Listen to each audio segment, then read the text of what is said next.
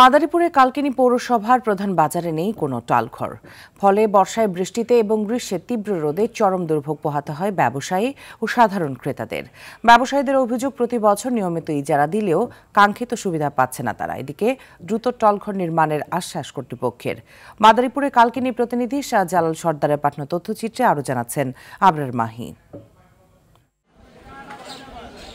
প্রথম শ্রেণীর পৌরসভা হয়েও একটি টোল ঘরের অভাবে চরম ভোগান্তির শিকার হচ্ছে মাদারীপুরের কালকিনি পৌরবাসী। প্রতিদিন ভোর থেকে দুপুর পর্যন্ত খোলা আকাশের নিচে রোদ, বৃষ্টি, ঝড় উপেক্ষা করে ক্রেতা বিক্রেতাদের আনাগোনায় মুখরিত থাকে এই মাছ বাজার। কিন্তু এই বাজারে কোনো টোল ঘর না থাকায় সামান্য বৃষ্টি হলেই কাদা পানিতে একাকার হয়ে যায়।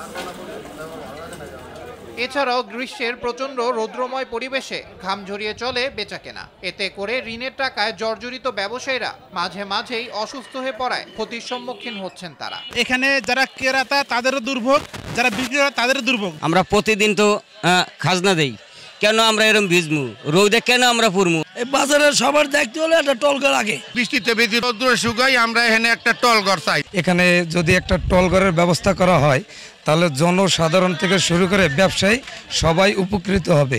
এ বিষয়ে দ্রুত পদক্ষেপ নেওয়ার কথা জানান উপজেলা নির্বাহী কর্মকর্তা। যাদের জমি রয়েছে তাদের জমির সীমানা নির্ধারণ করে পরবর্তীতে আমরা টলঘর নির্মাণের ব্যবস্থা করব, যেন সরকারি সম্পত্তির সর্বোচ্চ ব্যবহার এবং সরকারি যে অর্থ আছে তার যেন কোনো অপচয় না হয়।